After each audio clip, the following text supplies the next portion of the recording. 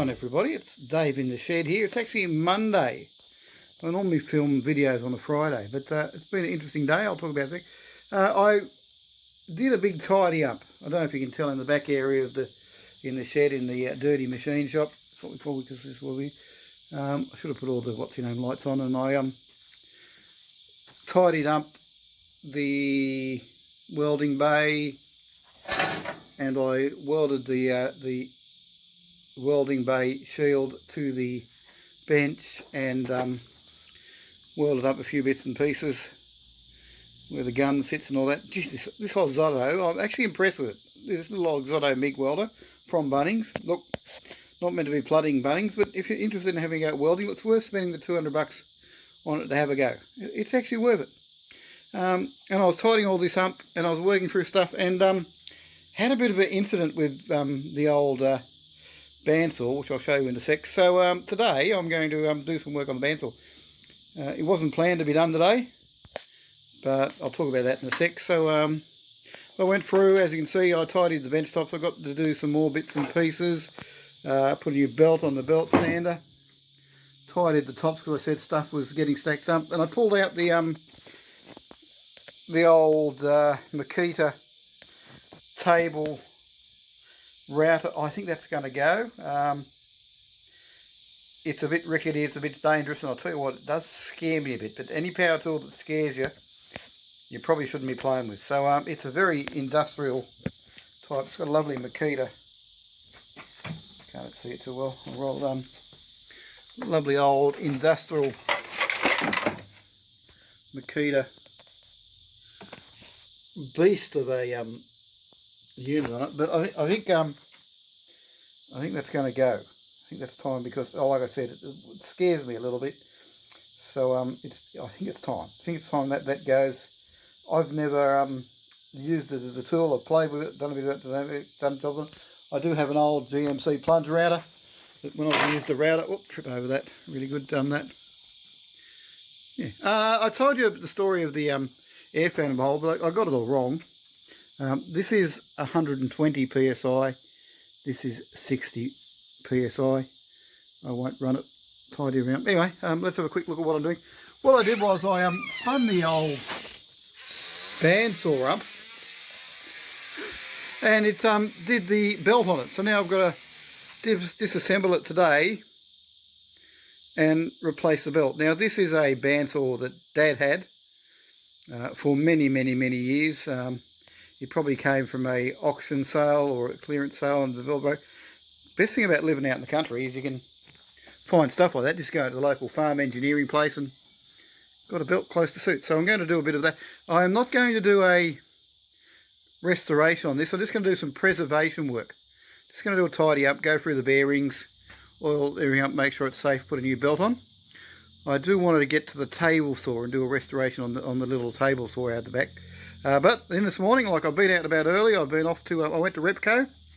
That's one of my first stops for places, for bits and pieces, is Repco.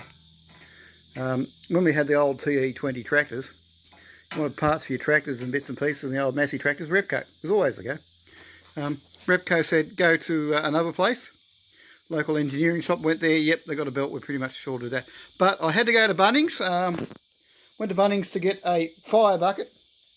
Suddenly decided that if I'm welding up in the welding bay, I probably should have a bucket of water, A, to put out any fires, and B, to drop hot stuff in. And I bought another toy. I bought the little trim router, because I do use my plunge router a bit, but this one's neat and tidy, and that's pretty cheap. Why didn't I buy the 18 volt Ryobi? Well, I'm going to use it, but I'm not going to use it as much. I only really buy the 18 volt tools for something that I use daily, lots of stuff. So I bought that. That'll replace that big whopper, and I'll probably get rid of that one, and we'll talk about that later. But anyway, that's the plan. Interesting thing about Ryobi tools that I didn't know about is the battery, the 18 volt battery. Although the battery technology has got better, the actual design of the battery, the shape of the battery, the interface of the battery hasn't changed deliberately. So that's why I've got Dad's old 18 volt drills up here on the wall of Ryobi. And even though then when they came from Dad's shed, I did have the batteries and the chargers all now stuffed, but I can use my modern 18-volt batteries in Dad's old drills, which would have to be 30-40-year-old, if not, I don't know. But anyway, that's just interesting. I just found that fascinating that Ryobi had decided that, because a lot of other brands change bits and pieces. You've got to update all that. Although I've got the new batteries and new chargers, those batteries work in the old 18-volt tools from back in the day. That's it. Anyway, I get in a bit of trouble, people, because I talk about projects and the next minute the project's done and I'm showing you it's done. But anyway, I thought I'd do a quick video early Monday morning, and the plan for today, it wasn't actually in the schedule, but now I'm going to have to start doing this. Got a few things to tidy up, like reattach an earth wire and do bits and pieces and make it safe. That's what I'm going to work on today. And I'm thinking about welding some wheels on it like that. I know a lot of stuff around here, everything I say, look, I'm going to put casters on to make life easier for myself. This is something that probably not going to put casters on. But I think I'm going to put a little trolley wheels. Weld the trolley wheels on so I can tip the thing around and work with it. Anyway, that's Dave in the shed for now. I'm going to get on with the jobs for today. I've got a list. I'm a bit of a list person, make up a list of stuff I want to do, and yeah, we'll crack on with putting a new belt on this and seeing how we go, and I'll talk to you later. Here we go, folks. Fitted the new V-belt to the bandsaw. In typical engineering style, this one is actually a little bit shorter, although it fits in the V-grooves, which is important. It's actually a little bit smaller than what the original had on it.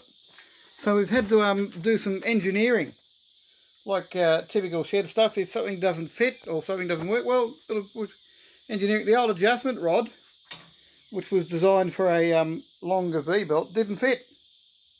So I've had to engineer a new one. Here comes Pussycat to cause problems. So there you go. Because the belt is a lot shorter, although it's a good fit for the machine, there we've engineered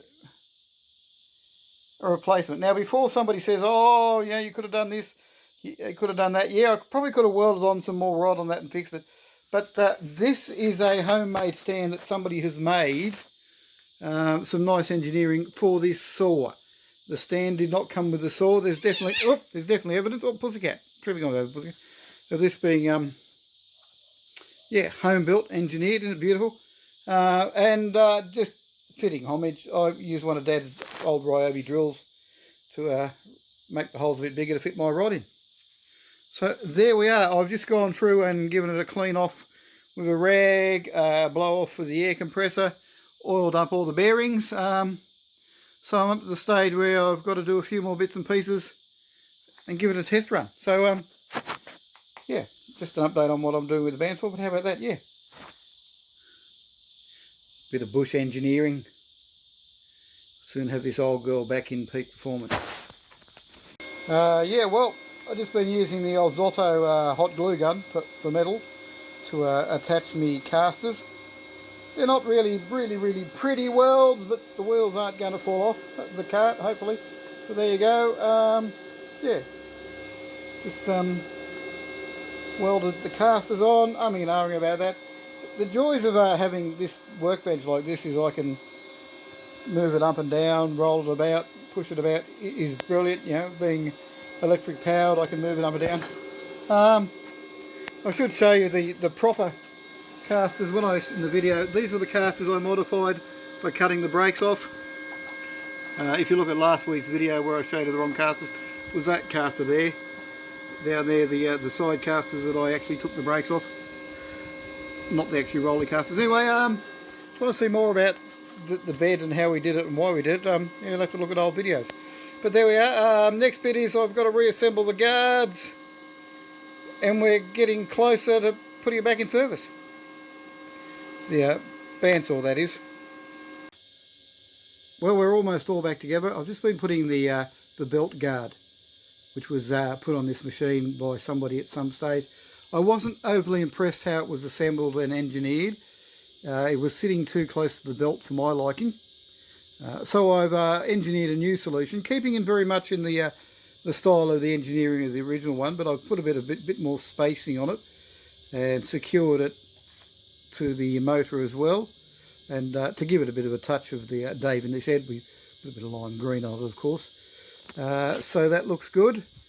Next thing is to fire it up and see if it all works. Then we'll have some lunch and put it back where it's got to go. Anyway, I'm just going to drop it down to the floor, take it off the portable bench and see what happens next.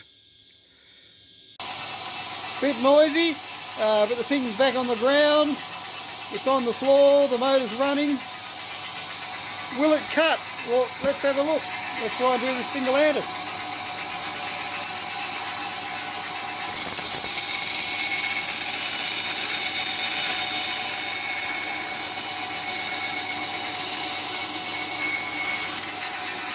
Yep, I think we call that a success.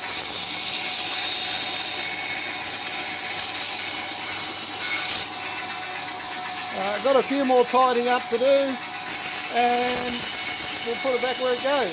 Focus is still the same.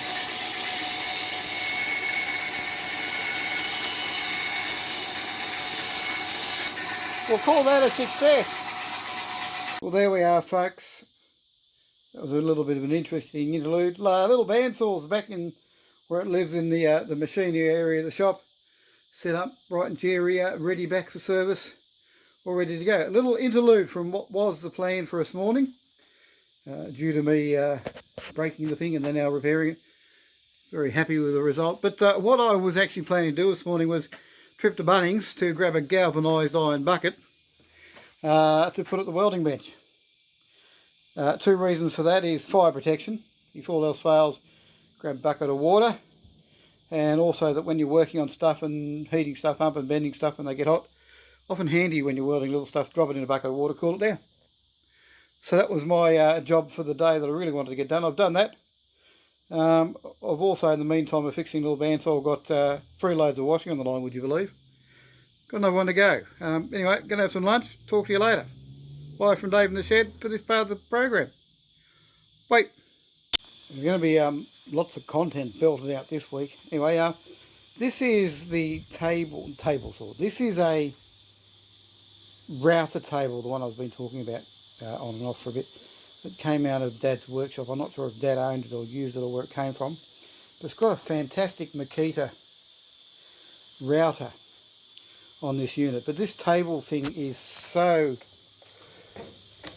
flimsy, and that it with that big router on it, it actually scares the crap out of me. I wouldn't use it as it is. So I've decided just over lunch, look, I'm going to take this router off. Whether we chuck the table away and I put a smaller router on it, or I do something with it, but no, well, the way it is now is too dangerous. I'm not going to leave it. I'm not going to ditch this router. Interestingly, somebody's done a mod onto it and jammed it on. So the thing's jammed on. So as soon as you plug it in, it runs and starts. Now, I have out in the other shed a big table saw. Well, not a big table saw, but a large table saw. So I'm pretty sure that this will fit on the table saw mounting. But I'll check that in a sec. I've got to undo it. I actually have in the back shed a very good old GMC plunge router, which I've used a few times. Has a bit of a feeble with it, but every now and then shakes itself loose a bit, but it's done okay for me. I've had no hassles with it. Years ago, okay, I'm going to waffle off and story on. When I was back in Queanbeyan, this is going back 25 years ago, I had a deal with Magnet Mart. And I got a lot of tools cheap from them. They couldn't sell to other people. What happened was they'd get returned. Somebody may buy a drill, use it for the weekend and take it back. Magnet Mart had a generous return policy. Great people. So all sorts of stuff would come back and I'd go in and they'd go, hey, you want to buy this? So I was buying what technically was second-hand tools, but in good nick for next to nothing. A third of the price, just to get rid of them. Because really couldn't send them back to GMC or that. So I got all sorts of stuff, including this big Ryobi table. I think it's pretty sure it's Ryobi. Didn't plan on buying Ryobi, but I got a table. I'll go and show you in a second. It's out in the other shed because it's too big. We pull it out and use it when we need it. I'm pretty sure this will mount on that, which would be a lot. This is the garden shed. This this thing's stored in here. What is it? Oh, look, it's a Ryobi. Don't know if you can see that, but it's a Ryobi. This I got for cents on the dollar for Magnabart in Queanbeyan, because somebody bought it, used it one weekend and returned it. I made a cross-cut sled for it because it was more handy for that, bits and pieces. But look at this. It's got the hole in it, so you could use this as a router table. I'm pretty sure I would be more comfortable mounting that big router to this using that. So that's what we might do for a plan anyway. So that's my next job. The little circular saw will probably be the next job after that. But I'm now going to, I'm going to take off that, disassemble that router table, pull that router off. I might put a smaller router in it. There is a smaller router floating around. I don't know if you've seen it in the background, but we're not going to talk about that yet. But it is here. We might do that. Whatever it is, I'm not going to use that router table as is, so we might as well disassemble it, see what we got. I'll get on to that, talk to you later. Well, I've pulled off this exotic beast from that horrible router stand. How about this old girl? That is a magnificent piece of equipment. I've had to I've given it a good clean up, give it a service. I'm about to give it a spin up. It did work last time I tested. Had to put some good old inox on it to free up the up and down mechanism on it, the bit system that adjusts the height of it. What a magnificent beast. It has, for some reason, I'll have a look at this, I'll pull it up here, the most amazing, swing the camera around, make everybody see,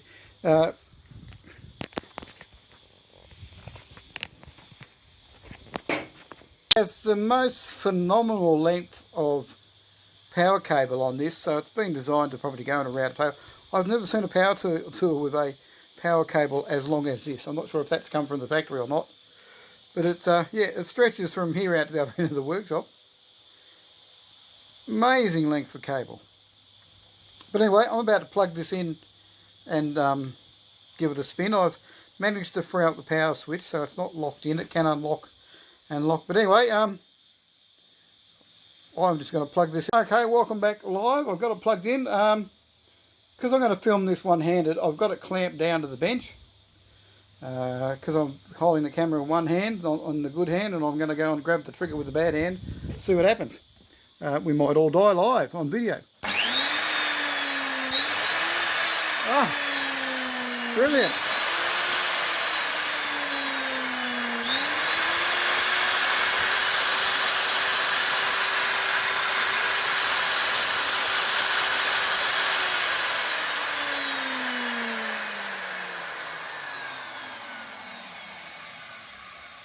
That actually sounds great, runs really well. No bearing noise, no nothing. That old girl will live for another day. I might have to go and do some Google and find out some more information about it, but wow. Okay, I'm not going to play with putting that in the saw bench today, in the table saw thing, but I'm pretty sure it'll work. I might go and give it a quick check out to see if it'll fit off camera.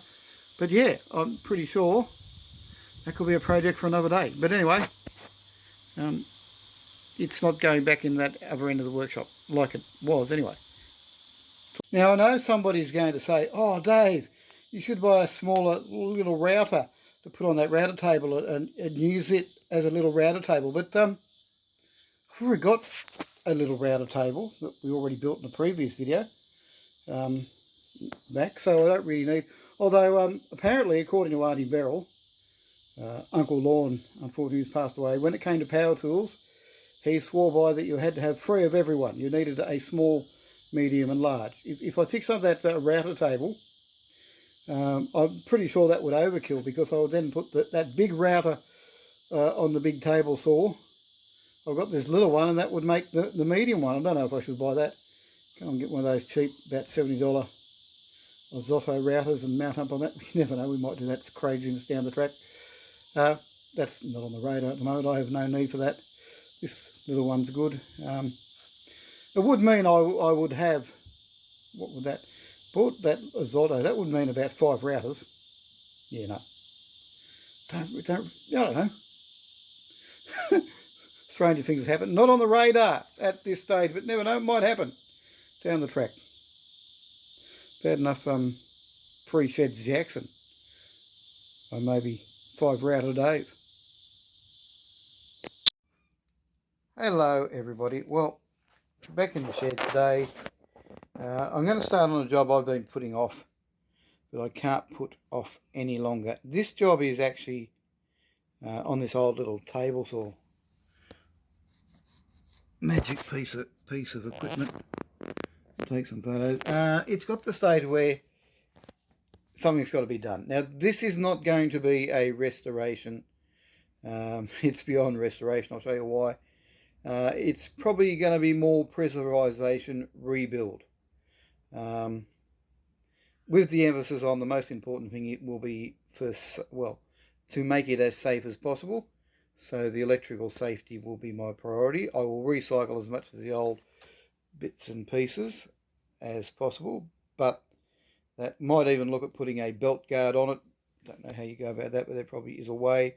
Modern standards, we like belt guards on equipment, but that is not high on the priority list. The list is actually to get the bits off and resalvage. The problem is, this is a little table saw, a magic little bit for hobby stuff. Perfect for the type of stuff I do. Magic piece of kit, fitted DIY. It's got a motor and that lovely fan, but the base it's on, which is an old piece of chipboard, is deteriorating and falling apart. It's absolutely had it. It's bowed, it's bent, it's knackered. Now, sticking with putting on chipboard, I've got this lovely piece of whopping big, whatever you call that, 1/2 inch chipboard that we're going to rebuild it on.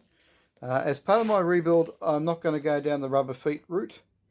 See, this one is going to sit on rubber feet. We will, as much as possible, insert bolts into the base because we've got a bit more weight and chunk, and we will, where these cables run underneath, we'll probably route some channels to do that. So as much as possible, we'll have the electrical encased in the base, for which I've got a little tool that I bought. I showed you the other day, which was one of the ways I was looking at doing this and a couple of other jobs later. Oh, ignore that. Ignore that box there. That's another job down the track that we'll look at down the track. That we're doing. The focus on the next couple of days, or at least probably a day and a half, is this, because I can't put it off any longer. You'll notice that somebody has made some attempt to make it a little bit safe by this lovely piece of backyard engineered grill over the back of the motor, which is fantastic. But this is yeah, look, it's beyond saving the base of it. It's that, and yeah, so this is right out of restoration. It's not going to be restored. This is right into the preservation scene of doing things. A lot of bits we will reuse, like these lovely wood stoppers and bits and pieces, and we will recycle as much as hardware as we can. We probably put new cables on it and bits and pieces like that. We'll see how we go as we go along. But number one priority will be electrical safety, and then probably, it's not mechanically safe really, but we'll look at doing mechanically safe as possible. And yeah, so that's it. I don't do sort of like how-to videos, so there's going to be no time lapse of me pulling this apart. But I will take videos as we're going along of what we're up to and how we're doing. Okay, get out of here now. Talk to you later. So I've got everything all apart, and now ready to start mocking up replacements and doing bits and pieces. A lot of the electrical stuff and all that is better than what I expected, so I'm going to recycle almost all of it and rebuild it. Some of the hardware we'll try and recycle as well. It's a bit old and rusty, but probably sound. There was one screw that was a little bit iffy. With all these old things, when you start disassembling them, you find one screw. But it's interesting. It's not as old as what I thought it was. I'll tell you why in a sec. So this is something that's was probably built together. Well, the version I've just disassembled was probably late 80s, early 90s, because I'll show you this. One of the dowel spaces, it's got a barcode on it. Don't know how well you can see that with this camera focusing, but that's a hardware. So whoever's manufactured the pieces of dowel to use the spaces, and they're nicely grooved and everything, there's the hardware store barcode still on the dowel. I'm suspecting that this was my grandfather who put this together, not father. Father was a bit more attuned to detail. The barcode would have come off. Well, that's just assuming. If you know anything, let me know. But I'm assuming Dad's eye to detail was a bit more than that. Now, before anybody says, "Oh, Dave, old electricals, you shouldn't be pulling apart old electrical stuff and playing, well, unless you know what you're doing. Shouldn't be doing that. That's dangerous. Well, I'm going to let you on a secret. Swing around, make you seasick like people. About the only thing that I should really be pulling apart and playing with in the shed is electrical stuff. Because Dave's actually qualified in a lot of the electrical trades. More so than other people. There's the trade certificate up there.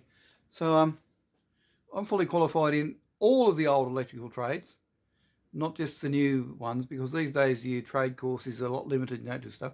But in the old days, AC machines, DC machines, a little bit of high voltage stuff, we did a lot. And yes, there's the old certificate on there to say that.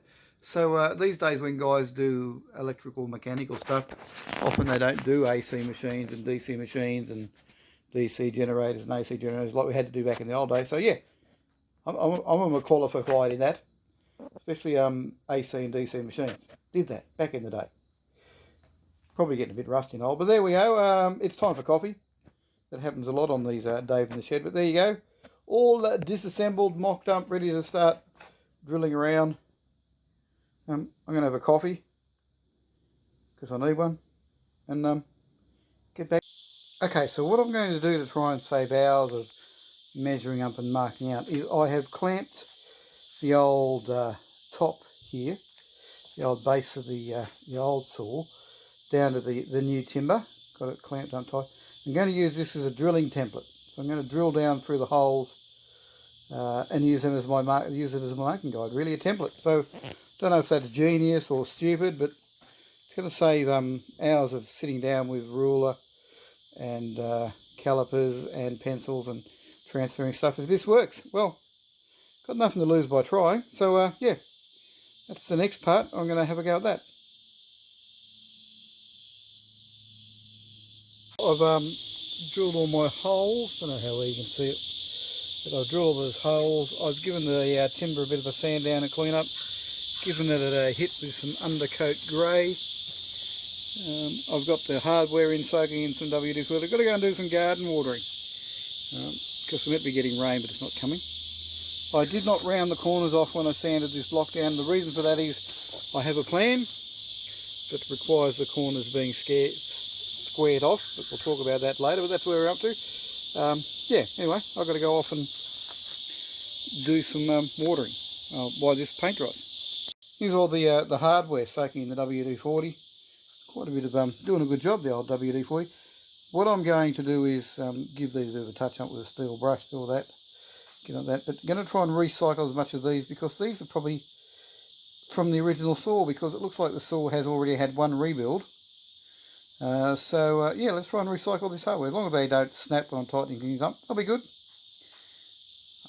Would be a good excuse to go for a trip to my favourite place, Bunnings, down the road, the hammer shop. But at this stage, no, let's stick with the spirit of the thing and try and rebuild it using the original components as much as possible, where it's safe to do so.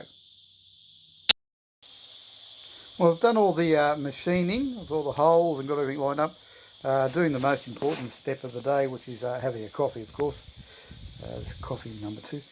I was going to just, in the bottom, machine a slot and run the cables through underneath. I thought, look, that's okay, but let's do one better. Let's do something a little bit thingy. Double insulation means that you've got 2 layers of information. Most tools technically need to be double insulated. So why don't we do something really, really, really different? I've routed a hole in what the top is. I plan to fit in this piece of conduit and run the cable through the conduit. And when it's all done, it'll look good, but it'll be technically, legally double insulated under the law. I could have just cut a slot in the timber, let the cables run in the timber, but that's technically, yes, the cables are protected, but they're not double insulated. It's one of those technical electrical things where cables need to be double insulated, and if they're exposed to knock and bouncing around, technically they should be double insulated with one of those layers being mechanical protection. So this does it. So that's my little plan. So I'm going to get on with the coffee, and we're going to start fitting everything up. Yeah.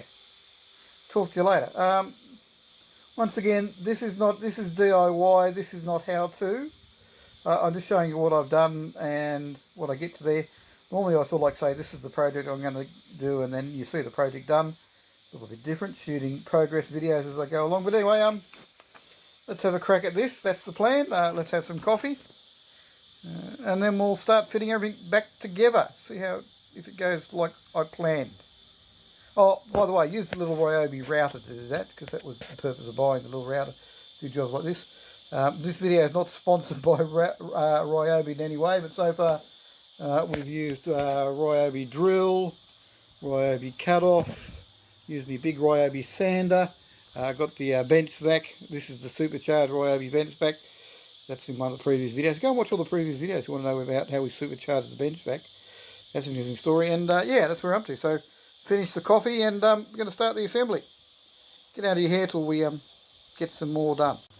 Well, I've got the motor all mounted up and I'm going to push on now with the electrics. It's just after lunch. It's a bit warm. I normally don't do too much in the shed when it gets too warm, but I will push on. I want to try and get this done and dusted and down the road today. Funny story is, because I've had the phone in the shed and documenting this as I go, I don't normally have the phone with me in the shed, but it rang and I answered it, and this person was having a lovely conversation. I kept telling him, I can't hear you, I can't hear you. She didn't join the dots. Now I use hearing aids when I'm communicating with people because I can't hear people talk.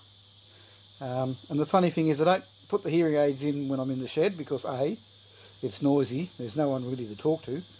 The other issue of the cicadas outside is you can hear them in the background. Cicada noise and hearing aids don't mix. But this person's having a lovely conversation. Can't hear you, can't hear you. But anyway, they carried on.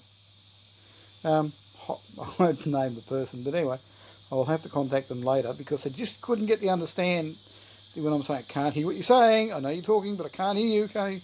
But they went on and on. So anyway, yeah, when somebody says they can't hear you, it normally means they can't hear you. This person was not listening to me on the phone. Anyway, okay, I'm going to do the electrics next, get all that tidied up, and then I will mount the saw part. I'll have a chat to you after I've done that. Well, that's all the electrics done. Fitted up, screwed up. I'm rather pleased with my little bit of conjuring. The switch and the electrics, look, they're safe. There's nothing wrong with them. I might put a new, more modern switch on it, but at the moment the restoration is keeping with how it was done. I might update the switch, put something a bit more modern on it. But here we go. Let's throw the switch and see if we let the magic smoke out, or blow a fuse, or do something interesting. But anyway, let's do it first. Look at that!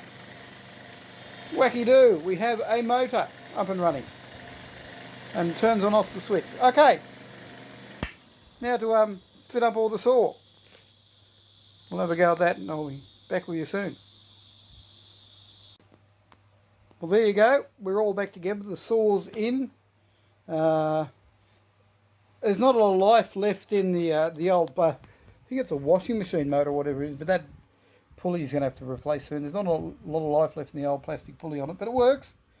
Okay, so I'll switch it on. Sadly, when I was adjusting the fence, we're not over with our repairs yet. I'm going to have to repair the fence here because the little knob that tightens the fence up broke off, probably just age, so I'll have to do a bit of a rebuild on that, but that's not a problem. We can repair that or come up with a thing. But anyway, I've got it strapped down to the bench because this thing's likely to fly off around the world. But anyway, just be better be safe than sorry. Let's turn it on.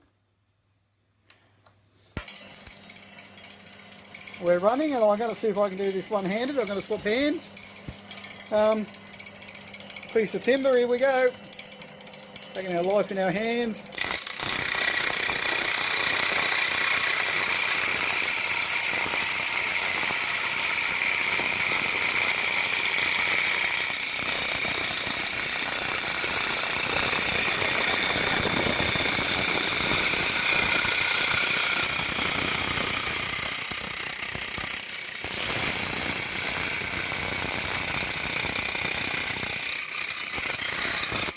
Okay, so I shouldn't really do that one-handed, but I've really got no other solution, but actually not too bad a cut. Done a good job. Yeah, we'll be ripping up scale lumber very soon for the models. Anyway, that's it. Hope you enjoyed that little digression about what's going on. So that's 2 saws in 2 days. I'll see what I can stuff up next. Okay, I've got some tidying up to do and I'm going to get out of the heat and I'll talk to you later. G'day everybody, how you going? It's Friday. Welcome to this Friday in Friday review, Dave in the Shed review chat. You've probably already seen the first part of the video, so it's time travelling. Anyway, so this is a quick update Friday. I've had one of those flat out weeks. I have some projects that are coming up, but we'll have a quick look at that. Done the tidy up. Pretty much happy with the heavy machine shop into the shed. We've got the little bandsaw, have you seen, all up and running. The big sander underneath here, I've gone through it and done a bit of work on it. The little sander I still have to set up. We're getting ready to go. Belt sanders in and tidied up. As you saw, I upgraded the little table saw. The scroll saw is here. This is pretty much the order that things will go. The vise will be taken out and moved. No longer need the vise here. And I have to do a bit of tidying up to set a vacuum system, extraction system in here, which we are working on. And also to improve the lighting, because the lighting in here now is very poor. So they're the next agenda. I put a fan in, rigged the fan up during the week because it got a bit hot in here when we were doing stuff. So we now have fan and a few jobs to do this end of the shed, which will be like I said, the vise will go. We are improving a vacuum system. We're working on that, and lighting. So that's there. Let's wander through and see what else is on the workbench and bits and pieces. Oh, big box of stuff. Ignore the big box. Well, that's a coming project. We'll just ignore that. Ignore the light. You probably have no idea what that light's for, but there's a big light there. Yeah, but well, there's a vacuum hose down there. Ignore that. That's a future project. What I was talking about, all that I just spoke to you. Some shoe glue. That's left from a job I have to do. Got to glue the old thongs up. Here we have some good old blacksmith sleeves and some blacksmithing gloves. You'll probably know about, they have the big welding gloves. Well, these are arm sleeves that are made of leather. They actually cover your arms, and then you put the gloves on the end. So if you don't want to wear the big gauntlets, but you still want to be able to work and stuff and protect your arms, you put on your old blacksmithing apron. I've got a similar apron, and then you have these are arm covers, and then you got the gloves, some multi-saw blades, ready to do some stuff. Oh, we have a shaft, a big bearing and shaft, and whatever that is, that's a bearing there that looks like it needs cleaning up. Oh, that might explain the multi-tool blades. We have a big chunk of plastic, which is there. Over here we have a stator. Not a rotor. This is a stator out of a Fisher & Paykel washing machine, which we destroyed, which at the moment it's a three-phase unit, which with a bit of rewiring can be converted from 240 volt down to about 24 volt to generate electricity. And you would probably, with a future project, that might be a wind turbine. Yeah, interesting. So there, that's coming project. We have a water pump and some associated hazards, which also down the track might be for some type of water feature. That's all speculation. That's just all on the workbench. This is just looking at what's there. Not necessarily any of that's going to happen. But anyway, that's a short Friday update from the shed because you've had your Monday and Tuesday already. And yeah, that's about it. I'll get down to your hair, so we'll have a quick wander around. So about that. So yeah, there you go. All sorts of jobs coming up. I don't want to say too much about them because they all could go pear-shaped. But that's the plan. That's the plan. So there we go. Look, we've got a water pump. We've got a wind generator. That's to do with the wind generator shaft. Big piece of hunk of plastic that looks like somebody set fire to it because they did. All sorts of stuff. And that box there. And a light. Anyway, they're all update project. Oh, and there's the top of a washing machine, which could be used for a door. How about that? It could be used for a lid or a door or something. Anyway, that's it. Catch you next week. Have great. Jasper's going to come and say hello. Hello, Jazzy Cat. Look at all this rubbish from that storm the other day, mate. There's bits and stuff everywhere. We're going to have to clean that up later. Okay, we'll get out of your hair. Talk to you later. Bye for now from Dave the Shed. Oh, don't forget, if you'd like to comment on anything, let me know. It helps if you do like and subscribe, share with your friends, and if you've got any questions, leave a comment and we'll get back to you. Bye for now, till next time, next Friday. Dave in the Shed.